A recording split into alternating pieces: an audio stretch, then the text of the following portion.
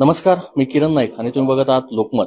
काल महाराष्ट्रात दोनच नाव चर्चेत होते. एक म्हणजे सुधाकर बडगुजर आणि दुसरे संजय राऊत.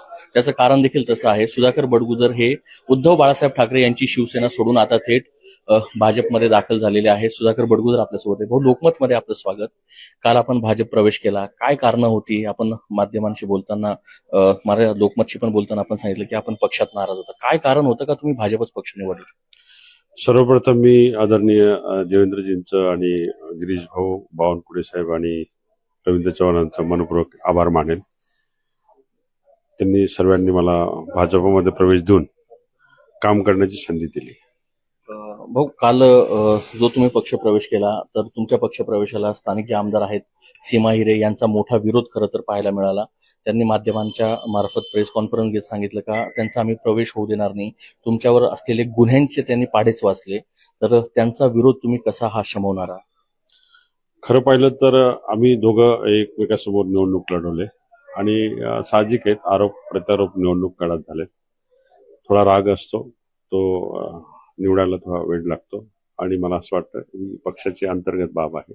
भारतीय जनता पार्टीमध्ये मी प्रवेश केला आहे आणि ती अंतर्गत बाबीवरती निश्चितपणाने तोडगा निघेल.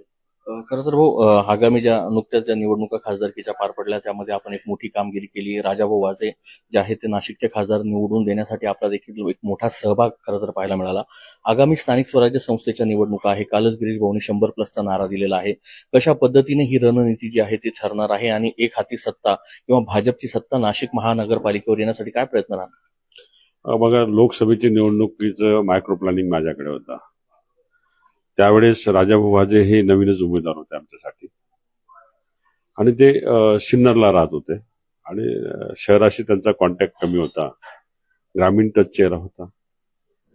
परंतु 1914 बूथ मध्ये जी यंत्रणा लावली आम्ही, त्यामध्ये BLA असतील, BLO शासनाचे होते, पण त्यांच्या जोडीला BLA आम्ही दिले आणि बूथ प्रमुख, मतदान केंद्रनिहाय यंत्रणा. मला असं वाटतं लोकसभेमध्ये 268 मतदान केंद्र होते आणि त्या केंद्रानुसार आम्ही यंत्रणा त्या ठिकाणी लावली. तशीच सेम यंत्रणा महापालिका कार्यक्षेत्रामध्ये लावायला लागणार. महापालिका कार्यक्षेत्रामध्ये 3 विधानसभा मतदारसंघामध्ये भारतीय जनता पार्टीचे 3 आमदार आहेत. ताकद आहेच, पण त्या 1033 बूथ 3 विधानसभा मतदारसंघामध्ये आहेत आणि देवलालीचे 83 बूथ हे महापालिका कार्यक्षेत्राला जोडलेले आहेत. त्यामुळे असं एकत्रित यंत्रणा बसून बूथ बूथ प्रमुख असतील, BLA असतील, ती यंत्रणा भारतीय जनता पार्टीची कार्यरत आहेच. तर त्याच्यामध्ये अजून काही सुधारणा करायची असतील त्या निश्चितपणाने करता येतील.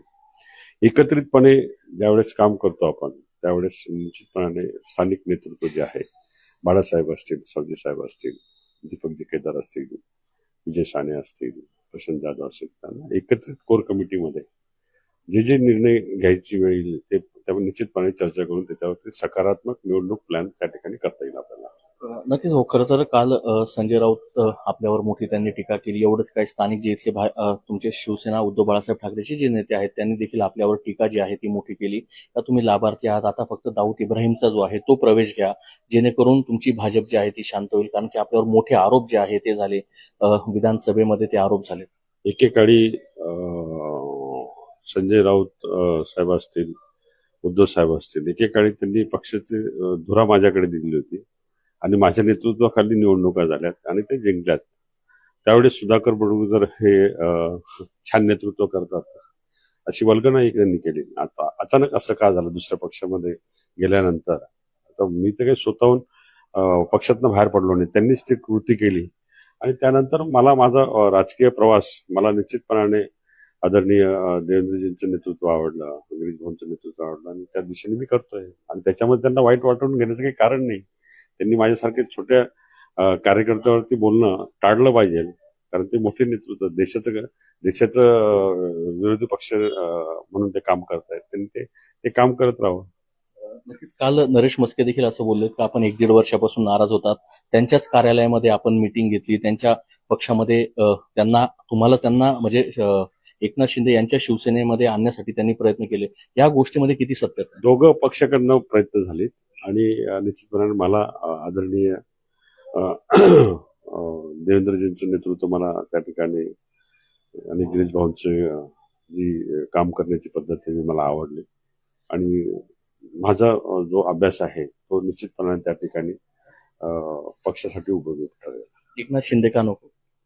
नाही, असं काही नाही की महायुतीमध्ये आहे, तेही महायुतीचे घटकच आहेत ना, आणि निश्चितपणाने एकत्रित काम करू.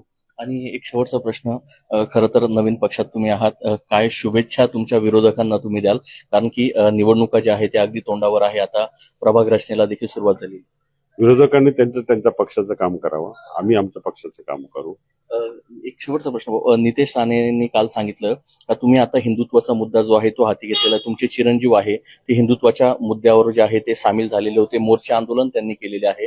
तर त्यांचा देखील राग तुमच्यावरचा शांत झालेला असं वाटतंय, कारण की नारायण राणेंवर जो गुन्हा दाखल आहे तो तुम्हीच केला होता आणि त्यांना ते जेवणाच्या ताटावर नाटक करावे. त्यावेळची राजकीय परिस्थिती होती आणि मी काही स्वतःच्या मनाने तो गुन्हा दाखल केला होता. पक्ष नेतृत्वाने माझा वापर केला होता आणि मी तो केला होता, तो काही विषय नाही. परंतु त्यांनी जे माझा आदर केला, माझा सन्मान केला, त्याबद्दल मी नितेशजींचे खूप खूप आभार मानतो. राणे साहेबांचे निश्चितपणे मी आभार मानतो. नक्कीच. खरं तर आपल्यासोबत सुधाकर बडगुजर होते. जे राणेंची नाराजी होती ती दूर झालेली आहे. एवढंच काय तर देवेंद्र फडणवीस यांचं नेतृत्व त्यांना आवडलं आणि त्यांनी थेट भाजप प्रवेश केलेला आहे.